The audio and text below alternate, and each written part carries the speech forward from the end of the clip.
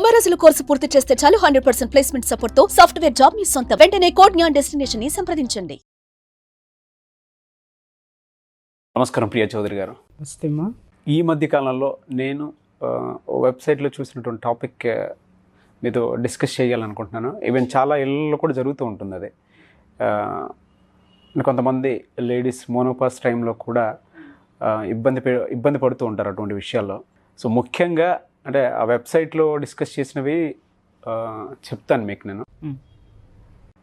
భార్యపై భర్తకి సర్వ హక్కులు ఉంటాయా? ఉంటాయి. బట్ ఫిజికల్ రిలేషన్కి వచ్చేటప్పటికి బలవంతం పెట్టి టార్చర్ పెట్టి ఇష్టం లేకపోయినా సరే భార్యపై తెలియకుండానే దాడి చేస్తూ ఉంటారు. దాన్ని అసలు ఏ విధంగా తీసుకోవచ్చు అంటారు? మీరు 2 క్వశ్చన్లు వేశారు. అంటే నేను ఏ క్వశ్చన్కి సమాధానం చెప్పాలి? ఆ 2 ఫస్ట్ అది చెప్పి తర్వాత ఇది కంటిన్యూ చేద్దాం. ఫస్ట్ క్వశ్చన్కి సమాధానం చెప్పా, మళ్ళీ మీరు కౌంటర్ వేస్తారేమో అనుకున్నాను. కౌంటర్ వేయలేదు, మళ్ళీ వెరీ నెక్స్ట్ క్వశ్చన్కి వెళ్ళిపోయారు. ఉంటాయి మీరు అడిగారు భార్యకి సర్వ హక్కు, భర్తకి భార్య మీద సర్వ హక్కులు ఉంటాయా అని అడిగారు. ఖచ్చితంగా ఉంటాయి. ఎప్పుడు అంటే ఆమెని నువ్వు ఒక వ్యక్తిగా ఆమె యొక్క యాటిట్యూడ్ని కానీ ఆమెని గుర్తించి గౌరవించినప్పుడు సర్వ హక్కులు నీవే. ఆమెకు ఒక కంఫర్టబుల్ లైఫ్ ఇచ్చినప్పుడు సర్వ హక్కులు నీవే. ఆమెను మనస్ఫూర్తిగా ప్రేమించి దగ్గరకు తీసుకున్నప్పుడు సర్వ హక్కులు నీవే. ఎందుకు అనంటే తనకి నిన్ను అబ్జెక్ట్ చేయడానికి అక్కడ ఏ విధమైనటువంటి అభ్యంతరాలు ఉండవు. ఆ పరిస్థితుల్లో మాత్రమే సర్వ హక్కులు ఉంటాయి తప్ప భర్త అనేటటువంటి ట్యాగ్ తగిలించంగానే, ముడి వెయ్యంగానే హక్కులుంటాయి అనుకోవడం అనేది మాత్రం అబద్ధం. అది ఎట్టి పరిస్థితుల్లోనూ ఏ చట్టము ఇవ్వలేదు, ఏ శాస్త్రం కూడా ఇవ్వలేదు. నేను చెప్తున్నాను, పుక్కిట పురాణాలు మగవాడి ఆ యొక్క పురుషాధిక్యత దీనికోసం రాసుకున్నాడేమో కానీ బట్ ఏ శాస్త్రాలు వేదాల్లో కూడా మాతృస్వామ్యం ఉంది కానీ పితృస్వామ్యం లేదు. అది గుర్తించండి ఫస్ట్. తల్లే కుటుంబానికి పెద్ద. మాతృదేవోభవ మన శాస్త్రాలు కూడా చెప్పినాయి. ఏం చెప్పినాయి? మాతృదేవోభవ అంటే తల్లికి, ఆడదానికి మొట్టమొదటి పీఠం వేశారు. రెండోది ఏంటి అనంటే ఎక్కడ చూసినా కూడా ఎత్ర నార్యస్తు పూజ్యంతే రమంత తత్ర దేవత.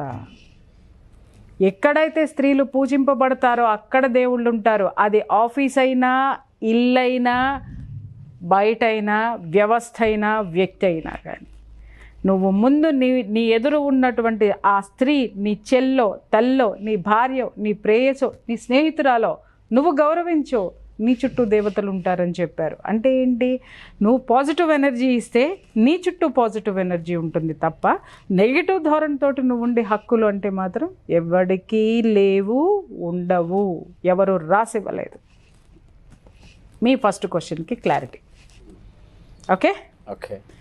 సెకండ్ వెర్షన్ మీరు వచ్చారు. ఇది నిజంగా చాలా ఇట్స్ అ వాస్ట్ సబ్జెక్ట్ అండి. మనం డిస్కస్ చేయాలంటే చాలా శారీరక పరమైనటువంటి, భౌతిక పరమైనటువంటి విషయాలకు వచ్చేసరికి ఎన్నో ఎన్నో ఎన్నో ఎన్నో ఎన్నో ఎన్నో ఎన్నో ఎన్నో వందల మంది ఆడవాళ్ళ కన్నీళ్ళు నేను చూశాను, వాళ్ళ బాధలు నేను చూశాను. ఆడది అంటే భార్య కాదండి, ఆ ప్లేస్లో ఒక సెక్స్ టాయ్. నేను మన యొక్క డిస్కషన్స్లో చాలాసార్లు కూడా నేను ఈ వర్డ్ వాడాను, నేను ఇంటర్వ్యూస్లో కూడా.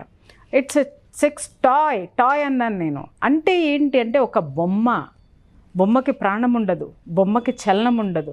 పిల్లలు చూడండి, ఒక బొమ్మని ఇచ్చామంటే వాడు దాన్ని ఇష్టం వచ్చినట్టు, లేకపోతే ఆ పిల్ల దాన్ని ఇష్టం వచ్చినట్టు రెడీ చేసుకుంటుంది, ఇష్టం వచ్చినట్టు కూర్చోబెడతారు, నించోబెడతారు, పడుకోబెడతారు, ఏదేదో చేస్తారు.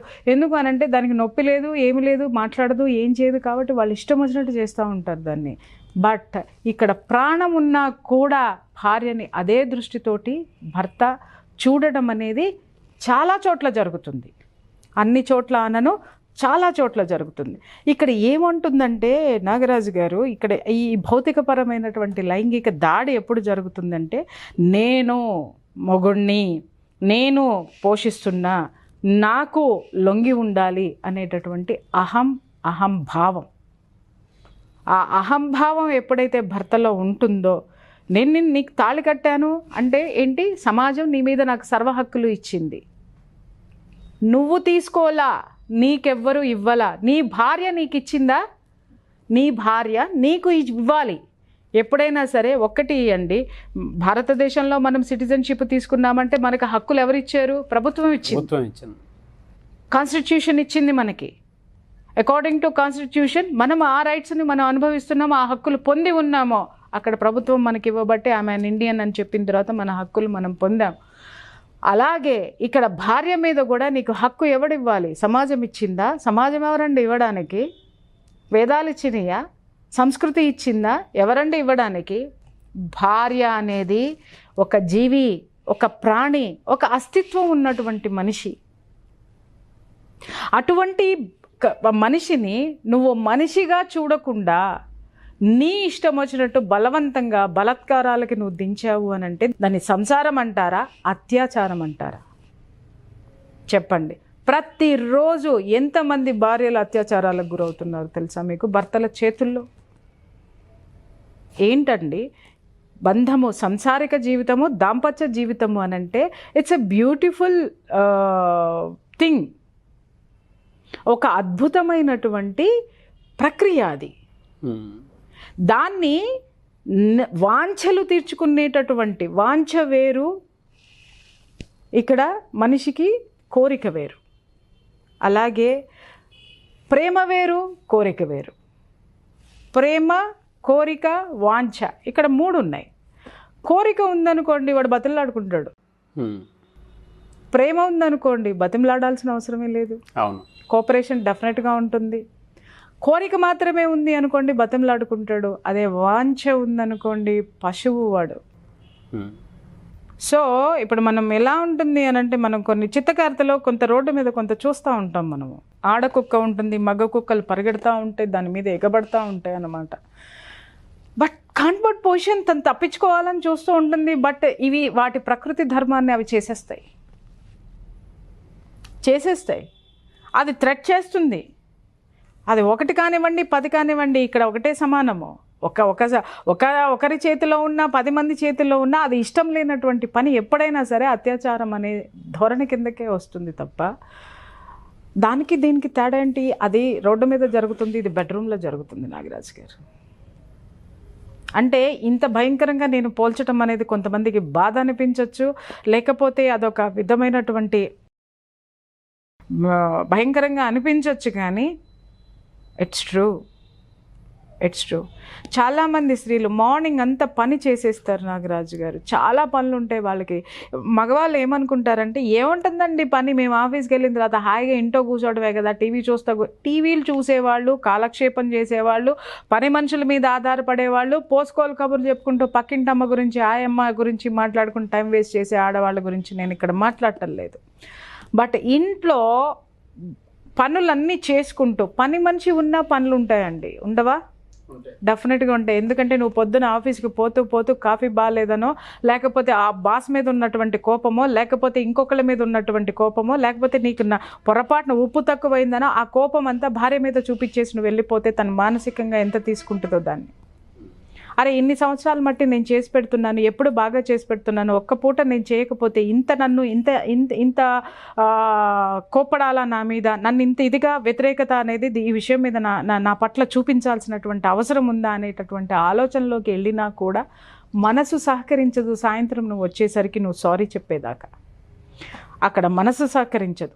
తర్వాత పనులు చేసుకోవాలి. కొంతమంది ఇళ్లలో పని మనుషులు ఉంటారండి పాపం, బట్టల దగ్గర నుంచి వాటి దగ్గర నుంచి ఇంటి చాకిరి కనపడనటువంటి స్ట్రెస్తో కూడుకున్నటువంటిది. మీకు పొద్దున్నే 9 గంటల్లోపు 8 గంటల్లోపు బ్రేక్ఫాస్ట్లు, తర్వాత మీకు ఒక లంచ్ బాక్స్లు అన్నీ ప్రిపేర్ చేసి ఒక ఆడది ప్రిపేర్ చేయాలంటే మానసికంగా కూడా, శారీరకంగా, మానసికంగా ఎంత స్ట్రెస్ అనుభవిస్తుందో తెలుసా అండి? మీరు అనుకోవచ్చు ఒక కూర వండి పడేస్తుంది, లేకపోతే ఒక అన్నం వండి పడేస్తుందని. You do that? మీరు చేయండి సార్, మేము అనుకుంటాము ఏంటి అనంటే ఏముంది వీడికి పోయే అక్కడ ఆఫీస్లో కూర్చొని ఏసీలో కూర్చొని 4 పోసుకోలు కబుర్లు చెప్పుకొని కంప్యూటర్ ముందు కూర్చొని రావటమే కదా అని మేము కూడా మాట్లాడతాము. కానీ ఆ స్ట్రెస్ మీకు తెలుసు, పైనుంచి ఎంతమంది మీ నెత్తిని తొక్కుతున్నారో మీకు తెలుసు, మీ టార్గెట్ మీరు రీచ్ అవ్వడానికి ఎంత ప్రెషర్ మీలో ఉంటుందో మీకు తెలుసు. బట్ మాకు ఇక్కడ కనిపించేది ఏసీ రూమ్లో అవి చక్కగా కాఫీ డేలోకి వెళ్ళిపోయి మీరు తాగే కాఫీలు కనిపిస్తాయి మాకు. అంటిల్ అన్లెస్ అది మీరు చెప్పేంత వరకు కూడా మాకు అసలు దాని గురించి తెలియదు. ఎందుకంటే పైన మాత్రమే మీరు చూస్తున్నారు, ఇక్కడ ఇంట్లో పైన మాత్రమే భార్య చూస్తుంది ఆఫీస్లో. బట్ భార్య డెఫినెట్గా అర్థం చేసుకుంటుంది, నెలకు వచ్చేసరికి జీతం తీసుకొస్తున్నాడు, ఇల్లు పోషిస్తున్నాడు నా భర్త అనేటటువంటి జ్ఞానము భార్యలో డెఫినెట్గా ఉంటుంది. భర్తల్లో కూడా ఉంది, అది వేరే టాపిక్, అది తర్వాత మాట్లాడుకుందాం. ఈ శారీరకంగా ఉండే టైంలోనండి బట్టలు ఉతికేటప్పుడు బ్యాక్ పెయిన్ రావచ్చు, ఇల్లు తుడిచేటప్పుడు ఏదన్నా జరగచ్చు, లేదు మనకి తెలియకుండా ఎక్కడైనా స్లిప్ అవ్వచ్చు, దేనికన్నా వేసుకొని కొట్టుకోవచ్చు, లేదా మైగ్రేన్ ఉంటుంది, స్పాండిలైటిస్ ఉంటుంది, తర్వాత బ్యాక్ పెయిన్స్ ఉంటాయి, లేకపోతే కడుపులో నొప్పి ఉంటుంది, లేకపోతే మెన్స్ట్రువల్ ప్రాబ్లమ్స్ ఉంటాయి, లేకపోతే వచ్చే ముందు కొంత ఇరిటేషన్ ఉంటుంది. ఎప్పుడైనా మెన్స్ట్రువల్ డేట్స్ వచ్చేటప్పుడు నాగరాజు గారు ముందు ఒక 3 days 5 days 3 to 5 days వరకు ఇరిటేషన్ ఉంటుంది, చాలా ఇరిటేషన్ ఉంటుంది తెలుసా విమల్లో. అది తెలుసుకోండి ఫస్ట్. ఆ ఫిజికల్గా బాడీలో ఏ విధమైనటువంటి మార్పులు వస్తాయో ప్రకృతి పరంగా కూడా తెలుసుకోవాల్సినటువంటి అవసరం ఉంది. దీనికి ఏదైనా కాలేజ్ ఉందా? లేదు. దీనికి ఏమన్నా వాళ్ళు తెలుసుకోవాల్సినటువంటిది ఉందా? భార్య మనసు విప్పి చెప్పలేదు, చెప్పినా మొగుడికి అర్థం కాదు. ఎందుకంటే ఎంతసేపు తన ధోరణి తనది, తన స్వార్థం తనతోటే ఉంటాడు కాబట్టి. అలాగే ఆ మెన్స్ట్రువల్ స్టేజ్ అయిపోయిన తర్వాత కూడా ఇరిటేషన్ ఉంటుంది. అంటే మీరు అనొచ్చు ఇంకెప్పుడండి మా జీవితం అని చెప్పేసనే. అంటే మరి భార్యకి జీవితం ఎప్పుడు సార్ చెప్పండి? మీకు ఇలాంటివి ఏమీ లేవు కాబట్టి, మీకు ఒక రిలాక్సేషన్ కావాలి కాబట్టి. ఇప్పుడు మీ ఇది వేరు, మీ ఫిజికల్ స్ట్రక్చర్ వేరు, ఉమెన్ ఫిజికల్ స్ట్రక్చర్ వేరు ఉంటుంది. అటువంటప్పుడు మీరు మీలాగా ఉండాలని కోరుకోవడం ఎంతవరకు సమంజసం? ఎప్పుడు మాట్లాడుతూ ఉంటారు. ఇంకొకటి, మీరు ఇదే పరిస్థితులు కాదు, తనకి సంబంధించిన వాళ్ళకి ఎవరికైనా సరే హెల్త్ బాగోకపోవడమో, తన పుట్టింట్లో ఏదైనా ప్రాబ్లం రావడమో, లేదా తన ఫ్రెండ్స్కి ఏదైనా ప్రాబ్లం రావడమో, లేదు టీవీలో ఒక వార్త చూస్తున్నాం అది మనసులోకి తీసుకొని అది మెంటల్గా దాని గురించి ఎక్కువ ఆలోచించటమో, అంటే తను కూడా ఒక మనిషే మీలాగే రియాక్ట్ అవుతుంది కదా. సామాజిక బాధ్యత తనకే ఉంటుంది, సంసార బాధ్యత ఉంటుంది, అలాగే తన పుట్టింటి బాధ్యత కూడా ఉంటుంది, అట్లాగే తోటి స్నేహితుల బాధ్యతలు కూడా తన మీద ఉంటాయి. వాటి యొక్క ఎఫెక్ట్ కూడా తన మనసు మీద పడేటటువంటి పరిస్థితులు ఉంటాయి. ఆ పరిస్థితులు ఇవన్నీ కూడా ఇప్పుడు మీరు భర్త వచ్చి దగ్గరికి తీసుకున్నాడు అనుకుందాం అనుకోండి, ఇమీడియట్గా పొద్దున ఆ చిన్నపిల్లది ఏదో చూసాను మనసంతా చిరాకు అయిపోతుంది ప్లీజ్ అందనుకోండి, లాగి గోపు మీద కొడతాడు. అవును. కానీ ఆ చిన్నపిల్ల తన కూతుర్ని చూసుకొని ఉండొచ్చు ఆ చిన్నపిల్లలో. లేదు, తన చిన్నపిల్లప్పుడు తన ఏదన్నా ఇన్సిడెంట్ ఫేస్ చేసి ఉన్నట్టయితే, లేకపోతే అంత చిన్న పిల్లలకే ప్రొటెక్షన్ లేదు, ఇంకా ఈ ఏజ్ ఏంటి అనేది ఒక సామాజిక బాధ్యత ఉన్నటువంటి ఆడద ఆలోచించవచ్చు. లేదు, ఒక దిశ ఇష్యూ లాంటిది జరిగింది, ఒక నిర్భయ ఇష్యూలు రోజు జరుగుతూ ఉన్నాయి, అవి కూడా వీళ్ళ మీద ప్రభావితం చేసేటటువంటి అవకాశాలు చాలా ఉంటాయి. అట్ ద సేమ్ టైము ఇక్కడ ప్రెషర్ చేయటం అనేది జరుగుతుంది. చూడండి, తెర మీద చూసింది అదే, ఇంట్లో జరుగుతుంది అదే. తన బెడ్ మీద తన ఇంట్లో జరిగేది కూడా అదే. అక్కడ పరాయి వాడు, ఇక్కడ భర్త. ఏం కంపేర్ చేశారని ఇవి జరుగుతున్నాయి నాగరాజు గారు. నోరు విప్పి చెప్పుకునేటటువంటి స్వేచ్ఛ భారతదేశంలో ఒక ఆడదానికి లేదు, నిజంగా లేదు. ఆ లేనటువంటి స్వేచ్ఛలో మనసులో కుళ్ళి కుళ్ళి కుళ్ళి కుళ్ళి ఏడ్చేటటువంటి వాళ్ళు చావు ఎప్పుడొస్తుందా అని ఈ ఒక్క విషయంలో ఎదురు చూసే ఆడవాళ్ళని నేను చాలామందిని చూశానండి. భర్త సాయంత్రం ఎప్పుడు వస్తాడా అని మనం సినిమాల్లో చూస్తాం, మల్లెపూలు పెట్టుకునో లేకపోతే తెల్ల చీర కట్టుకునో లేకపోతే చక్కగా రెడీ అయ్యి ఉండడం అనేది సినిమాల్లో చూస్తున్నాము. కానీ బయట భర్త వస్తున్నాడు అంటే వణికేటటువంటి భార్యలు ఉన్నారండి.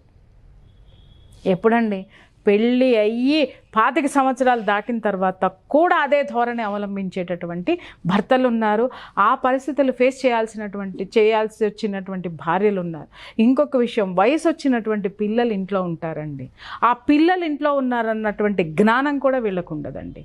ఓ పక్క తల్లిగా తను నలిగిపోతూ ఉంటుంది, పిల్లలు చదువులు ఉంటాయి, వాళ్ళ దీంట్లో వాళ్ళు ఉంటారు, వాళ్ళు ఉండంగానే ఈమెను ఇన్వైట్ చేస్తాడు అతను. అది ఒక తల్లికి ఎలాంటి మానసిక పరిస్థితి ఉంటుంది చెప్పండి. అక్కడ పిల్లలకి ఏదో అవసరం ఉంటుంది, లేదా పిల్లలు ఏదైనా సమస్య తల్లితో చెప్పుకొని ఉండొచ్చు, లేదా వాళ్ళది ఏదో తీర్చాల్సిన అవసరం ఆవిడకి ఉండొచ్చు, వాళ్ళ పక్కన ఉండాల్సిన, వాళ్ళ ముందే వాళ్ళు చదువుకుంటూనో వాళ్ళ మెలకుగా ఉన్నప్పుడో వాళ్ళ ముందే వీళ్ళు ఇతను ఆమెని ప్రేరేపిస్తే,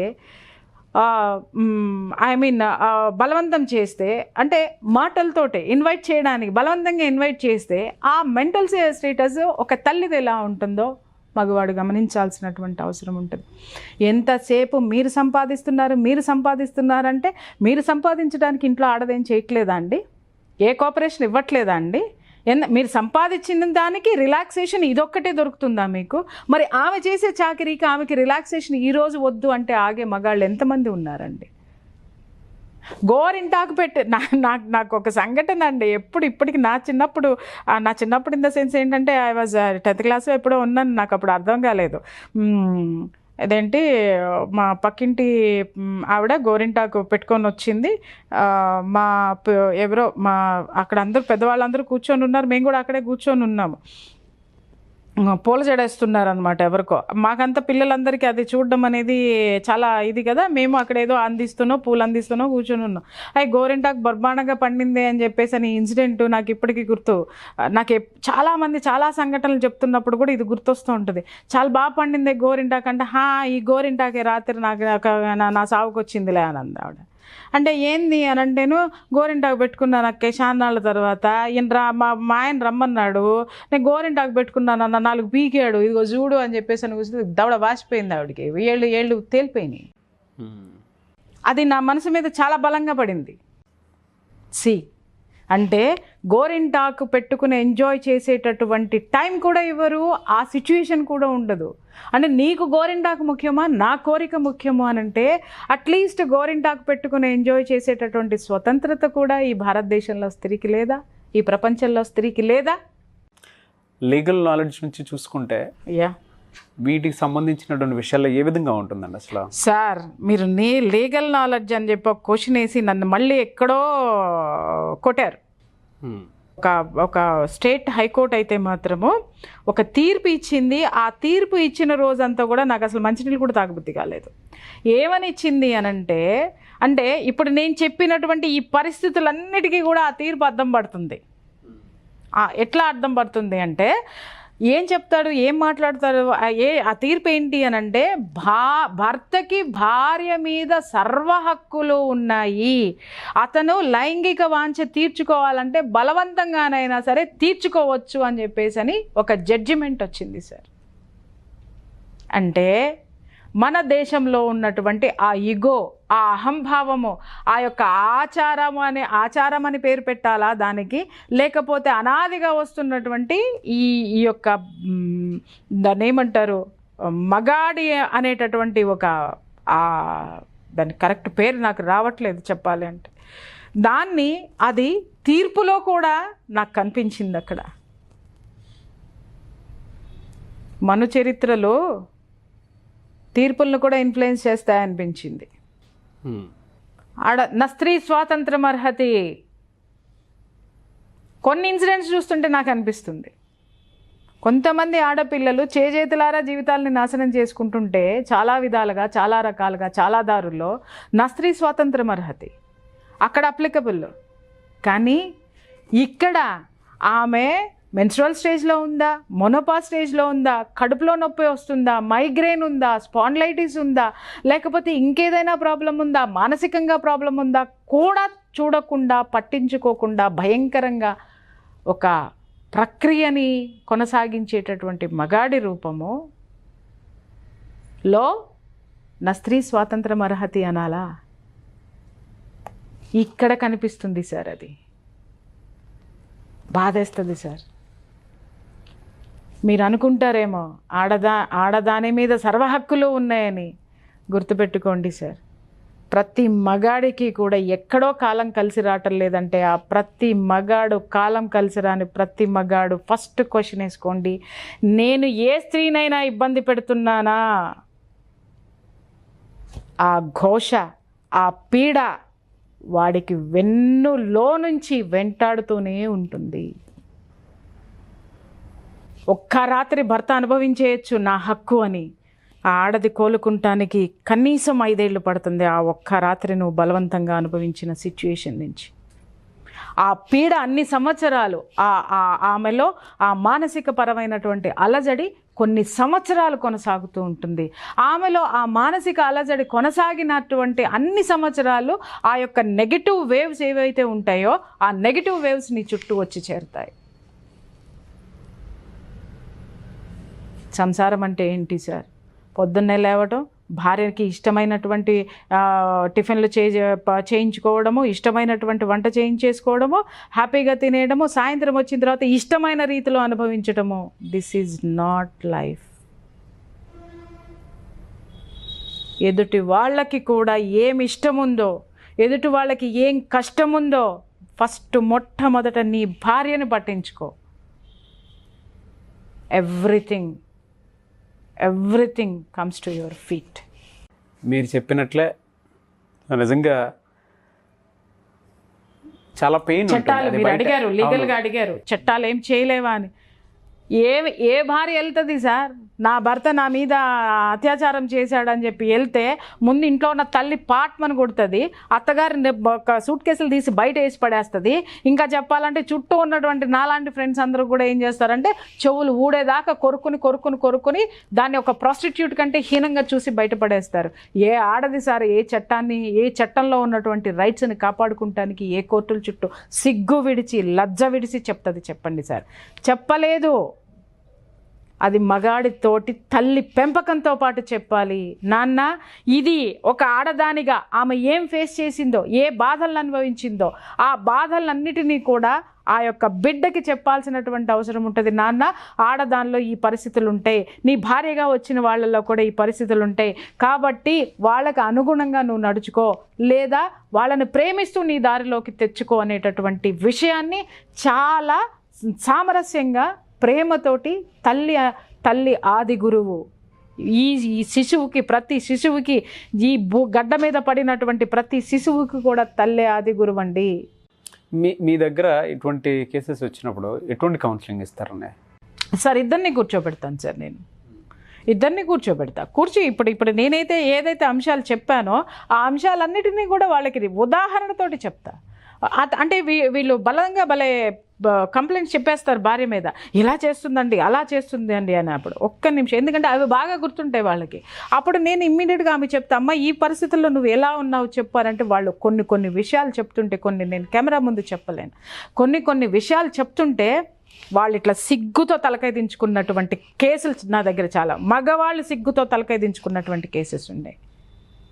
ఒక భార్య మూడో వ్యక్తిని నా ముందు చెబుతుంది, నీ ముందు చెప్పుకోలేకపోతుంది అని అంటే నువ్వు ఆ స్వేచ్ఛని, ఆ స్వాతంత్రాన్ని, నీ దగ్గర ఆ ప్రేమని నువ్వు నీ భార్యకి ఇవ్వలేదు, ఆ నమ్మకాన్ని ఇవ్వలేదు. నువ్వు నీ దౌర్జన్యాన్ని మాత్రమే అక్కడ చూపించావు, నీ హక్కుల్ని చూపించావు. ఎంతవరకు కరెక్ట్ అది? స్త్రీ అనేది ఒక భోగ వస్తువు కాదు సార్,